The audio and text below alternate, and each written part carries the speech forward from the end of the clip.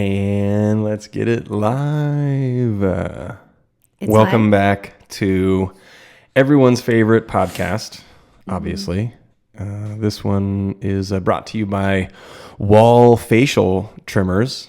Can you believe we have such heavy-hitting sponsors already? Wall Facial Trimmers for everyone just listening, because probably nobody's wasting their time watching this on YouTube's. Although it is on YouTube. If you want to watch, you can.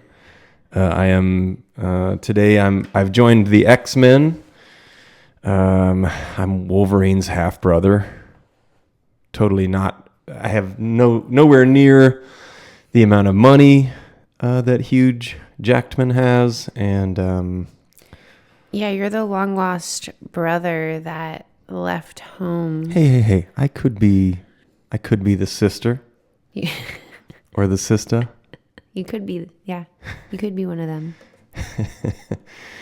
We're switching it up this week, and we're gonna hit it hard with the caffeine instead of the Modelo's. You know, Yeah. I mean those Modelo's are nice, but just not at 9:30 9:30 a.m. in the morning. Yeah, Yeah. 9:30 at night, great. 9:30 in the morning, not so much. Yeah. Maybe 9:45. Well, so this is the part where I should have probably queued up one of the Bomb With Me clips. So we're just going to keep teasing it. I do a little stand-up comedy. And, we're going to watch me do it, but not this time. No, you'll have to wait. You'll have to come back next week. Yeah, if we tease it enough and don't actually produce any content, I hear that's how you're supposed to do this. Just keep teeing it up. Just constant tease. That's right. No, so we have some fun ideas. Do you want to kick it off with the Chat GPT joke writing contest and then punch up, or do you want to catch everybody up on? How about congratulations on getting a real job again? Oh, I got a job. Woo. I got a job. I have been unemployed since June 7th. It is hard out there. Not as hard as these chops, but it's hard out there. It's tough. Yeah. Tech industry is where I lie, and the hardest thing is really just explaining what I do to the world, because nobody really understands. Yeah, when we were first dating, and I asked you what you do, you said, "Oh, I'm in B2B marketing," which I know what that is. That's business to business. Some people say belly to belly. What? Yeah, belly to belly. Was that a Google search result? You're like, oh shit, what's You know what? B2B? Actually, come to think of it, it was a guy in the weed industry that said that to me one time, a long time ago. So, From one belly to another belly? belly to belly or business to business. He just said belly to belly is one of the things that they say That's different. as a reference to That sounds B2B. kind of gay. Oh yeah, B2B marketing. Is that belly to They're butt? both gay. Butts to bellies. Butt to butt. It's like the G version of nuts to butts. So anyway, congratulations on Got a job. It's a contract position, but could be full time in the hint. There's another one. They're just lining up, guys. Here's the secret. You just have to stop trying and let it go. Put the effort out there and then just let it go, and then it'll come. Yeah, I'm not sure if that's the secret. I think that the secret is really that you tried really, really hard for a long time, and then I let go. the rule is when it rains, it pours with stuff like this. So it makes perfect sense that you would get like 18 offers in one day, and then you have to choose between some really good options, Yeah. which is hard to do when you're on your period. It's true. I have big time girl brain still. It might be better in a couple of days. Yeah, we're not expecting much out of you today. I've got lots of jokes that the bot wrote. I'm for hoping me. that my beard will Sure. carry this one. I Brought to you today by don't know Marvel if people comic can book. see it. Yeah. Yeah. Oh, yeah. Oh, you can see it from the side. It is. Let me just look at the view here. I mean, whoa. It looks good with my nose, my big nose and the big chops. Yeah. You were saying if I had this on our first date that it would have been love at first. I don't know how, because I just remember my first thought of you. Also, by the way, we are celebrating being together for a year. Mm-hmm. Now, we are not sure the date. It's somewhere in around now. Nor do we like the word anniversary. Yeah, so just a year. The yearly. Right. We're celebrating Or per annum. Our per annum celebration. Yeah. Our GDP. But I just remember the first thought when I saw you, I was just thought you were so handsome. I'm like, oh, I even think I told you because you were wearing a shirt that matched your eyes. Oh, you think you mentioned that you thought I was handsome? I think I did. You did. You mentioned that my eyes matched my shirt. Yeah. Yeah. I think I said you were handsome. You might have. I think you texted me after telling me how handsome I am. Mm-hmm. She is a handsome woman. Oh, God. Speaking of B2B and the weed world, we could, but do you want to get into the jokes or should we tell about my weed meeting that I had? Let's tell about the weed meeting. I feel like this is more for like deeper. A little further in? Okay. Yeah. So I had a couple meetings this week. One of them about building stuff. That's pretty easy. And one of them was a little backpedal into my old career, my last old career. I did like 12 years in the weed industry. I was a grower in California, and then I was a grower in Arizona and other stuff too. I heard, you know what's funny is I was listening to Matt McCusker on his podcast, and he said something that struck a key with me this week. He said, I was selling weed embarrassingly recently. I think he's my same age, 45. And I was like, oh yeah, no, I also was embarrassingly recently selling marijuana. Mm-hmm. Legally or illegally, that sort of remains to be, it's up for discussion whether it was legal or not. That's our business. Yeah. I mean, until the government makes it their business too, then you're sort of, I mean, it could be anybody's business depending on who gets involved. That's true. So anyway, in the cabin rehabbing project, I just got back from 2 months up in Greer working on that old cabin. I think we mentioned maybe on the last one, but it's a 100-year-old cabin, 2 months hanging out in the woods. And I meet a guy having food like right at the end. I go to the XA, shout out XA bar in Springerville. Mm-hmm. Everyone should go. Yeah, great bar food. And I sit, and this guy sits next to me, and we just sort of, start chatting. We were flirting. Now the truth comes out. What really happened?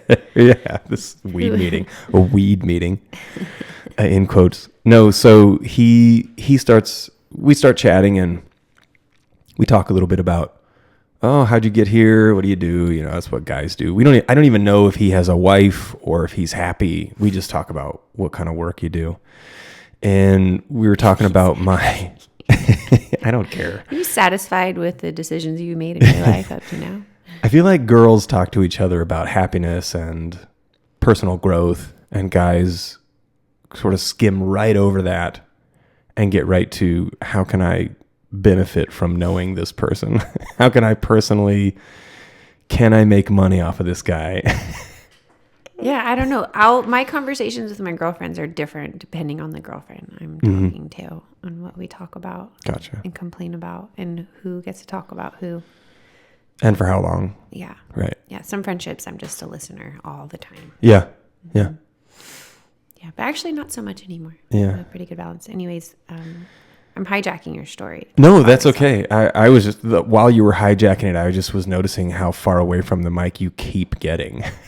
That's my goal. Get into the micro. Why are you even here? Like playing Matrix with a microphone. So anyway, guys, let me tell you about this story that I have. Yeah. Maybe if you look away from the camera too at the same time, that'll really put things into perspective for everyone. So anyway, I go down. Oh no! So I'm sitting talking to this guy, Tommy Chapas. He has such a weed name too, and he starts telling me like his. Your name should be Tommy Chapas. My name's Ray Stone. With this new beard. It doesn't get any Tommy Choppers. Tommy Chopper. Sorry. Talking to Tommy Chapas. Tommy Choppers. Sir Chopper. Like the book Tommy Knockers, which is a Stephen King book. Is it? I believe so. Tommy Knockers, yeah. So anyway, I'm sitting, having beers, eating some food, talking to Tommy Chapas, and he goes down this rabbit hole of how he's got $100,000 outlaid into a weed edibles line, which is he says it's a spray, and I think he's saying he's got an inhalant, something that you can inhale, because if you made like a little inhaler that works like an asthma inhaler that hit like weed when you smoke it, because weed when you smoke it hits immediately because you heat it up, you decarboxylate it. Everybody knows that word at this point. Everyone's turning the podcast off now. Yeah. Okay.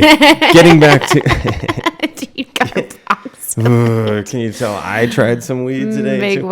Big word. So it hits differently. The point is weed that you smoke hits very quickly, and then weed that you eat, everyone knows, takes forever to come on, or however long it takes, and then you're just like, I can't eat weed. And I had an edibles company, and it makes me feel anxiety in the middle of the night. I'm really unhappy. I feel like I'm having a heart attack. So anyway, he tells me that they've got some scientist and they've got this amazing product.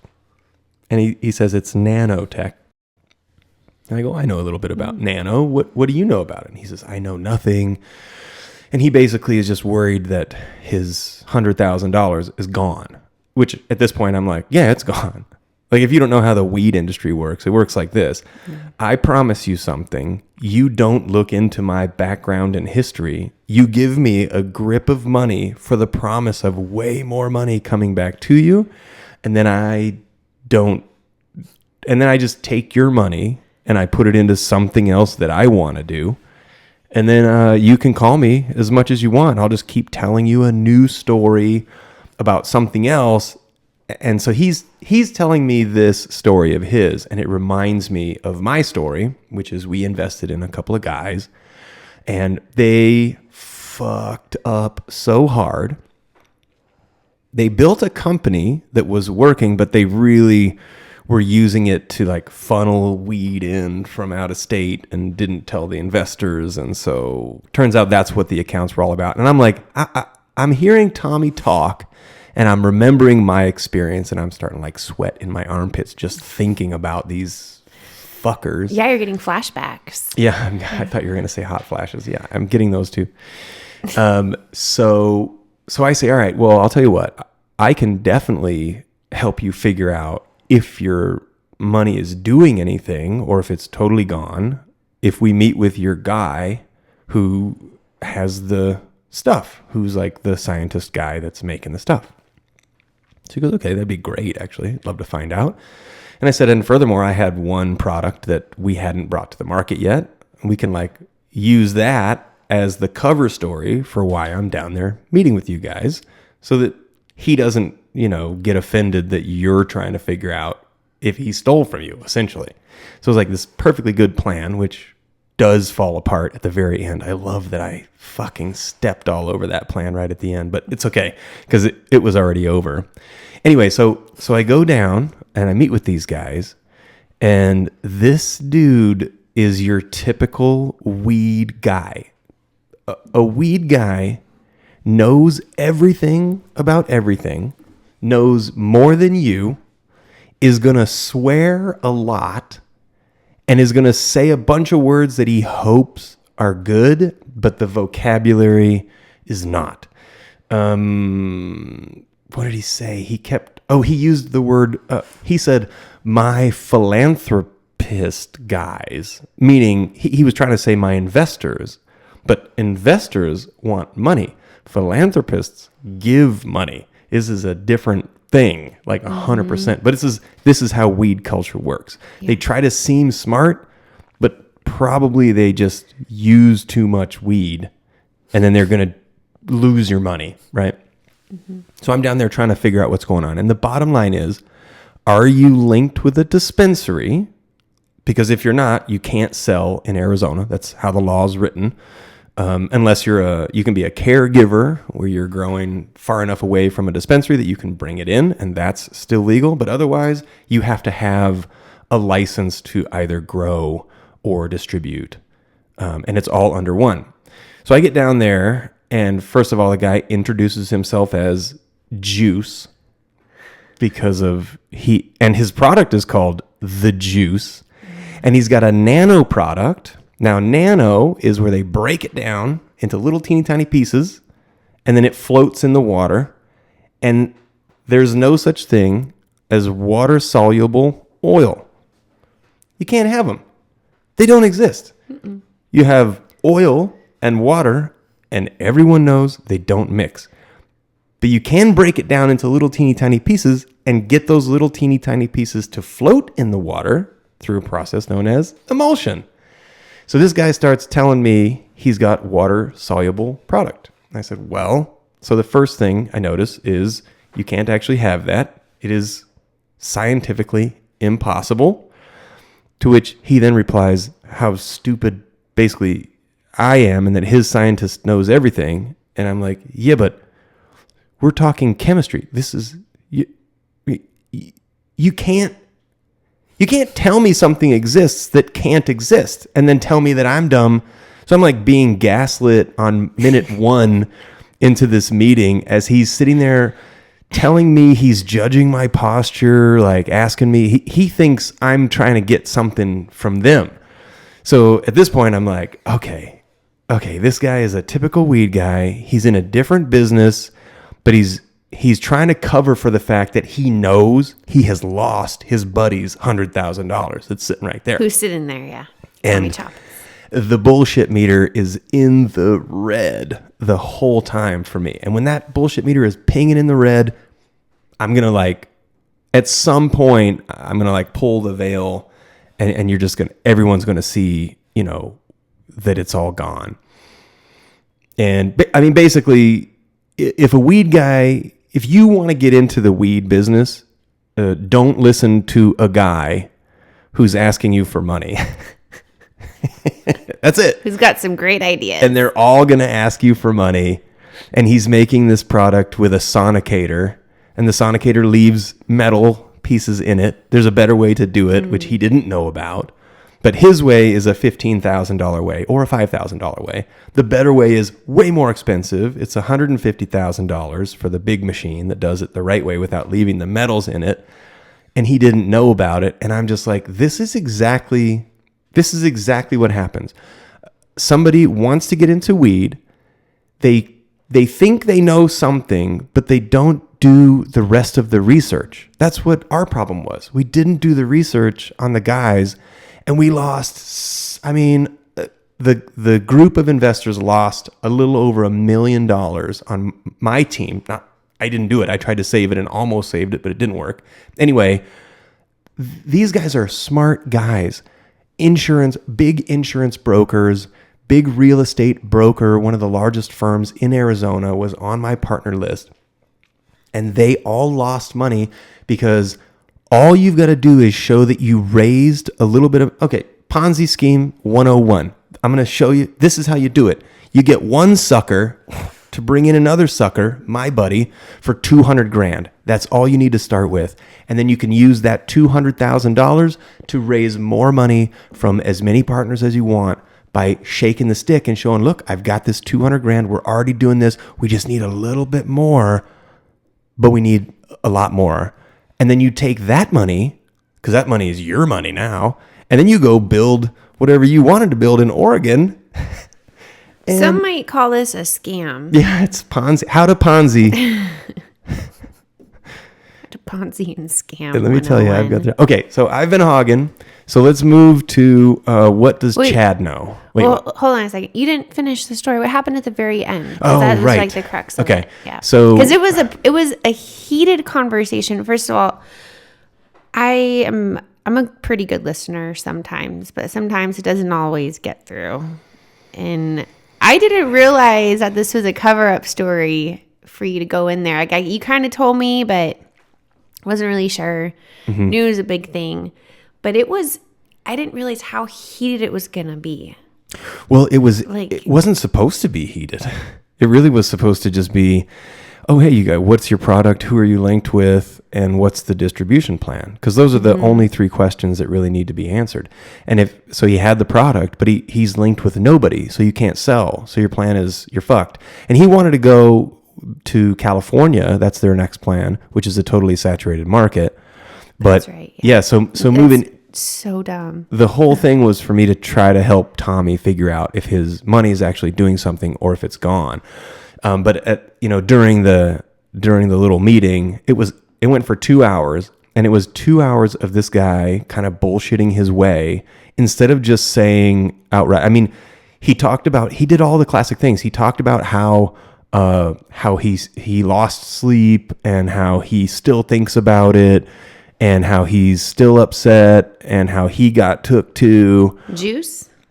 Yeah, Juice. But really, his buddy who was sitting there next to him, all quiet, I could just, you can hear him going, oh yeah, the money's gone, and I'm never going to get it back. And then during the conversation, there was a part where Juice does have another line into another guy in California who's who's a Mason and a Shriner. And so Juice is also a Mason and a Shriner.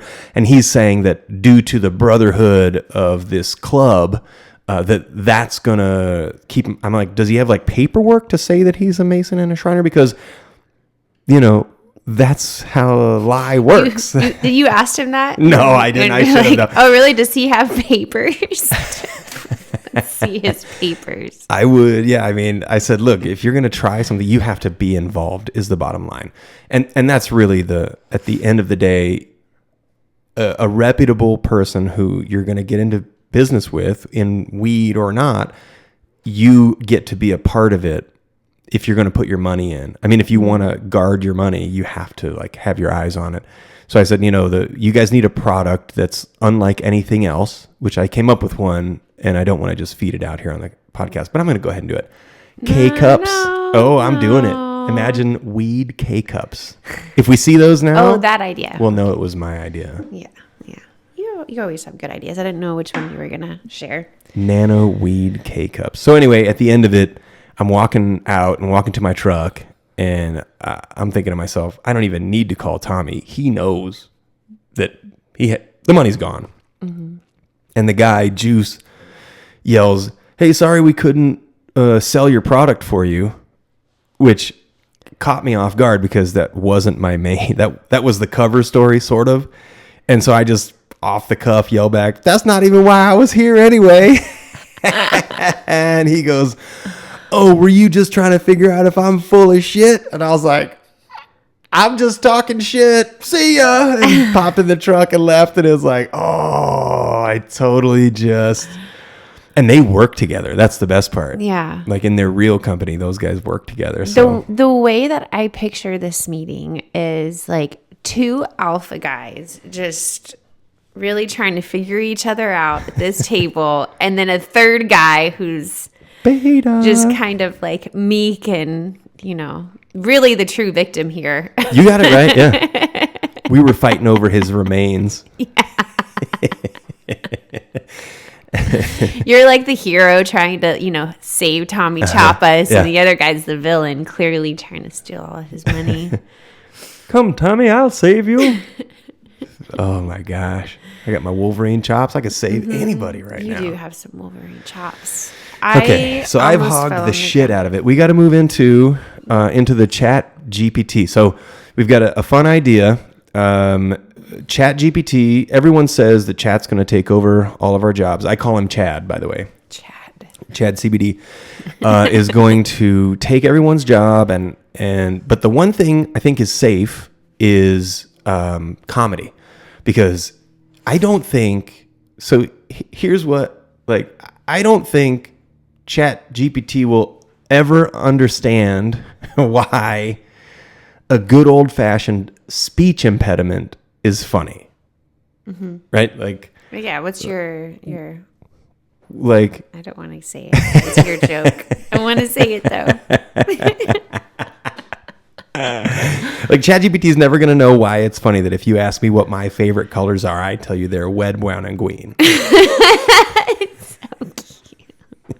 It's not, at least not Chat GPT of today. Maybe, in the future, it'll be more. No, it doesn't understand why it tickles. See, because you can't tickle Chat GPT. Like, you can try. I wonder, you'd probably get arrested for it.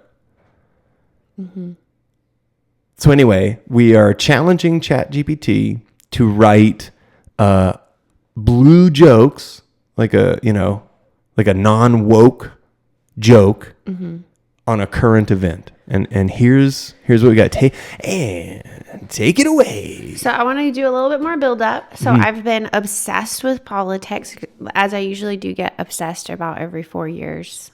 And I've been listening to a lot of independent news sources on YouTube and really seeing things in a different light.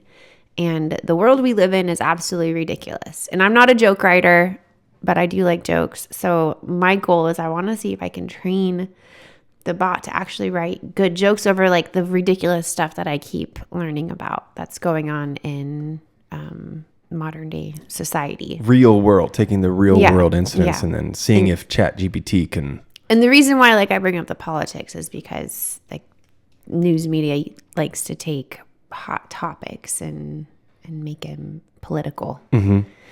Anyway, so I have a few. Some are good, some are not good. They might be a little bit outdated because I've been taking notes over the last couple of weeks. Yeah, and then we're going to punch them up. And we want people to try to punch them up on their own and send over ideas. You can send over ideas to bombwithmecomedy@gmail.com. So the section that's going to be bomb with me is, I'm bombing on stage like crazy. But this can also be a part of the bomb with me section. So if you have an idea for how to punch up this joke, send it to bomb with me, and we'll maybe, if they're good enough, we'll go back through and redo some of the old ones with the new jokes from the listeners. That sounds fun. Okay. So ready for the first one? Ready. All right. So Trump was just elected a couple weeks ago. Wait, should we set this up where you just read the joke first, and then I try to figure out what you inputted? I'm just telling the joke here. Oh, okay. So we all know Trump. Oh, did you see that? Did everyone see that? Let me talk, right? Fourth wall. Okay, the fourth wall. So we all know Trump was elected a couple of weeks ago. So after he was elected, some liberal women went into full protest mode, shaving their heads, swearing off men, and refusing to have kids.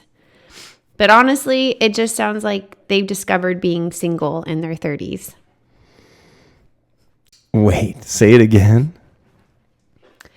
After Trump was elected, some liberal women went into full protest mode, shaving their heads, swearing off men, and refusing to have kids. But honestly, it sounds like they've just discovered being single in their 30s. What? I feel like they're mixing two jokes there. I think that, if I was going to write that joke, what would make it funny is the result of doing all that lib stuff makes you single. Not I've discovered being single and so I'm shaving my head, and what were the other things? Swearing off men and refusing. These are things and shaving that off their tits, right? Women, they're saying that women are going crazy in their 30s. And shaving off their tits. And shaving off their tetas.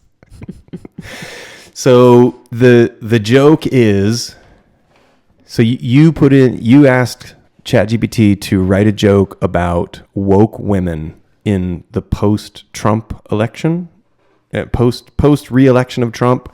Write a joke about woke women in their 30s? No, ChatGPT came up with that. Do you want me to pull up what I put into ChatGPT for that? Yeah. What did you write in? What was the question? Because that's so close to something that's funny is to like write a joke where, as a protest, these women who, hopefully, I mean, I assume everyone on the planet is like a guy. I feel like guys have it so simple. Like our goal is like try to be with a woman that you're attracted to. That's like the main goal. So if that's somewhat similar for women, what they've done by acting this way, by acting a fool, if you ask me, is pretty much eliminate their chances of finding a guy because most guys don't want a chick with a shaved head. Also, that you're announcing to the world, hey. Or maybe that's what it's saying. Like, yeah, they're now going to be single in their 30s because they're doing this dumb stuff. See, that's what, yeah, but it's like it didn't know how to discover the idea. All right, so what's the input? So I put in, write a political joke that is poking fun at the woke left. The subject of the joke is about liberal women freaking out about Trump being elected for president. They are de-beautifying themselves by shaving their heads and boycotting having sex and giving birth and dating men. Yeah. It sounds like you're actually discovering being a guy. No kids. But boycotting having sex? I mean, that part aside. Okay. Men are never going to boycott that. All right. So that was one of the best ones. All right. See, that's why we're safe. I'm gonna keep going. I'm gonna go back to this next one. I have some jokes about DOGE, the Department of Government Efficiency, but nice. ChatGPT kept messing up the facts, which kind of happens often. So should we go into that now, or we can go back? Fuck yeah. Okay, might as well. Can't wait.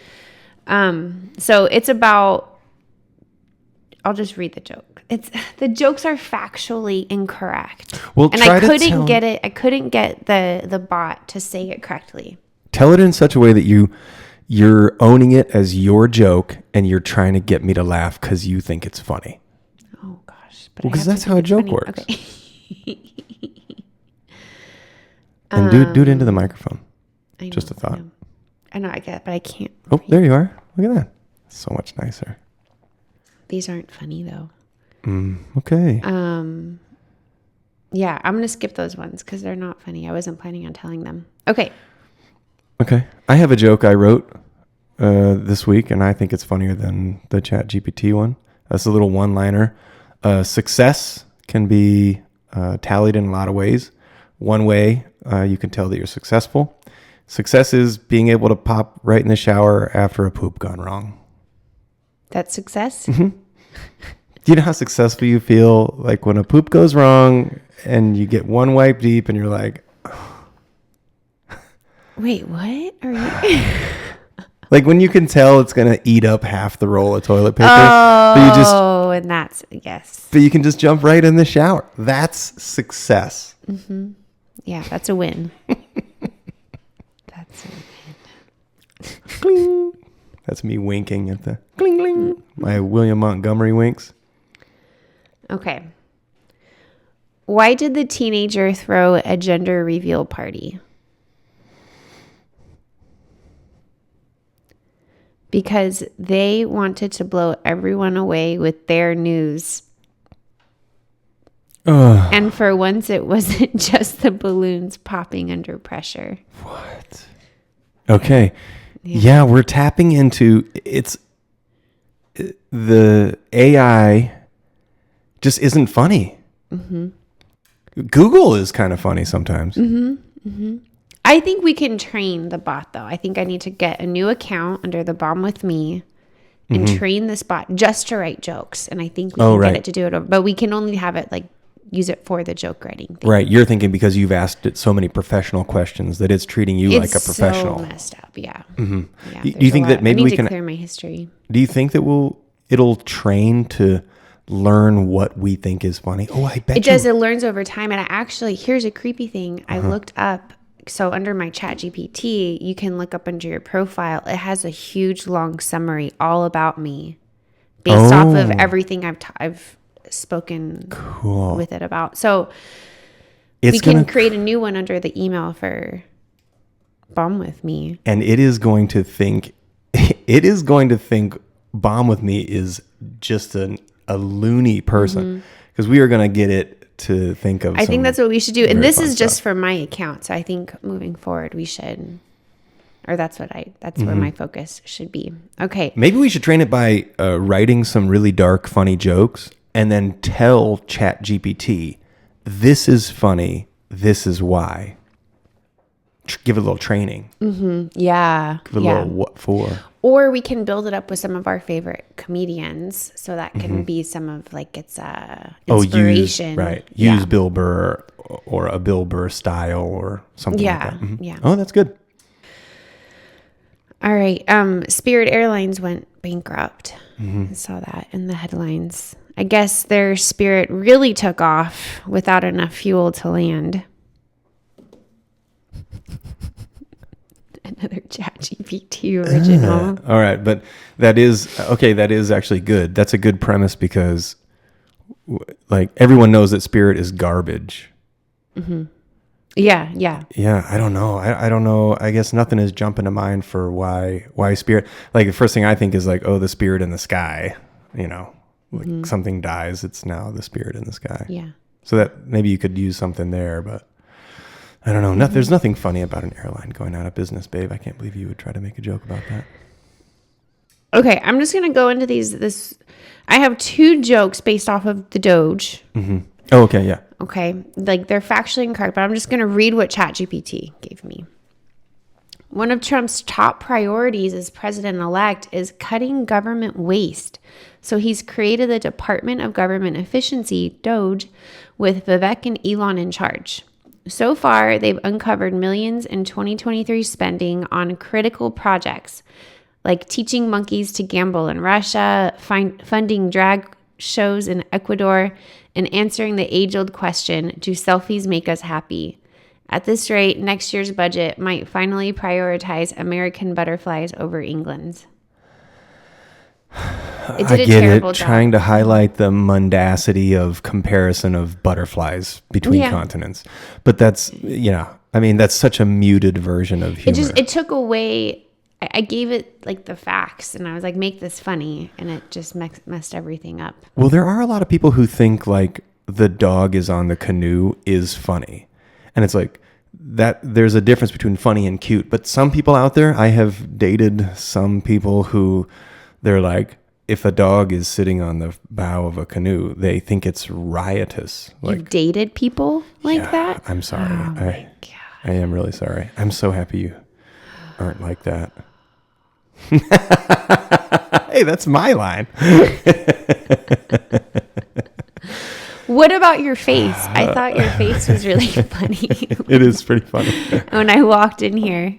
I didn't expect you to have been shaving. I thought you were in the bathroom shaving when I came in here. I was going to come in and clean up, and then I saw your face, and I almost hit the floor. Yeah, hysterical. Yeah, it's pretty good. It's pretty good. Pretty funny face you have. Can you believe Wall Peanut Trimmer is one of our sponsors already? I can't believe just how successful this podcast is. Episode 2, some heavy hitters. Who's next? Q-tips? I have a very burning question right now. Oh, okay. All right, so you're dating somebody and they start laughing at a dog on a canoe. How long before you cut it off or start ignoring them? 5 years. No. That one was 5 years. That was the big one when you were living out in Harmony Hollow. Yeah. Out there. Like of all of the things that are so important in a relationship, humor being one of them. But to be fair, when I met her, I was crazy. So was she. She still is.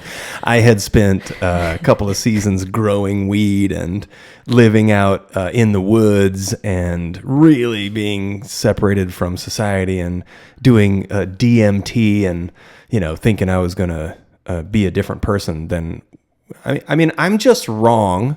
Like, to me, like, I just think of what's wrong and then I point at it. And I try to make it even a little worse than it is. And that's what's funny. And you know what? I don't have to be better than that. So you guys paint the picture for me when she's laughing at the dog on the canoe. Oh, it's really easy. She's pointing and laughing. You were just like, were you at an art gallery? No, we were at a river. Oh, it was an actual dog on a canoe. Mm-hmm. And she had never seen a dog on a canoe. Okay, we can move on. Yeah. It just hurts my heart when I hear these stories. Okay. Yeah. The bar was really low when I met It hurt mine too. It's okay. I really don't have room. We got to not pause. dated the best. We have to pause right now. I think I lost the camera.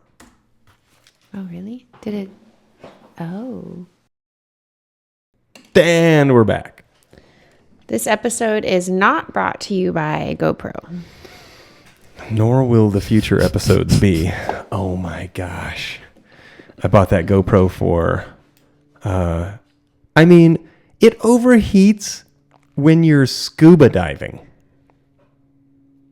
It's an old one though, isn't it? No, it's an 11.